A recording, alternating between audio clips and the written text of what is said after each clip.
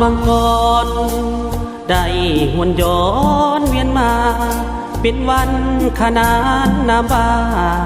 กองทัพประชาชนลาวบอนที่กำเนิดเมืองเสียงคอหัวพันบ้านเฮาในปี1949ตาแสงละหุ่นที่สาวมังกรสาวมังกรเวียนมาได้70 ปีคนลาวใต้เนื้อน้องพี่ทั่วหน้ายินดีมวนสลองใส่นี่เป็นวันเกิดกองทัพลาวขึ้นอย่างสมใจผลงานบรรพบยิ่งใหญ่ศาสตร์จารึกไว้บ่ลืมบุญคุณมวนซื่นสลอง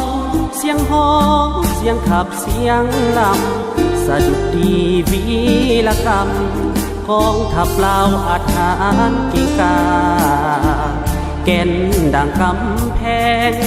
เข้มแข็งเหมือนดังหินผาไต่ทุ่งใสสีแดงนำหน้ามีพักนำพาประสาปลอดภัยสาวมังกร70 ปีมีใสดินลาวสงบปลอดภัยพาชาติก้าวไปสู่วัฒนาย้อนมีการนำมีกองทัพเป็นหัวปราศาสะดุดดีวีรกรรมล้ำค่ากองทัพประสานี้จงมันยืน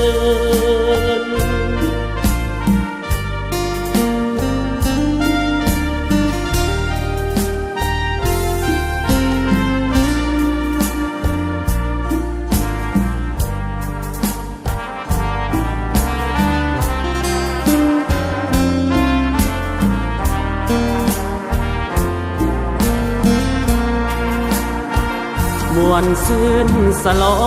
งเสียงฮ้องเสียงขับเสียงลำสะดุดดีวีรกรรมกองทัพลาวอาถรรพ์กิกา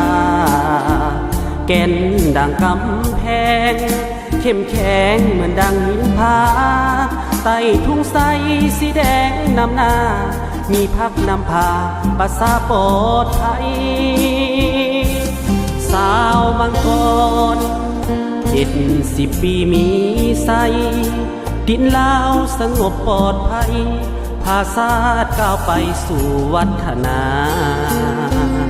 ย้อนมีการนำมีกองทัพเป็นหัวปราศาสะดุดดีวีรกรรมล้ำค่ากองทัพประสานี้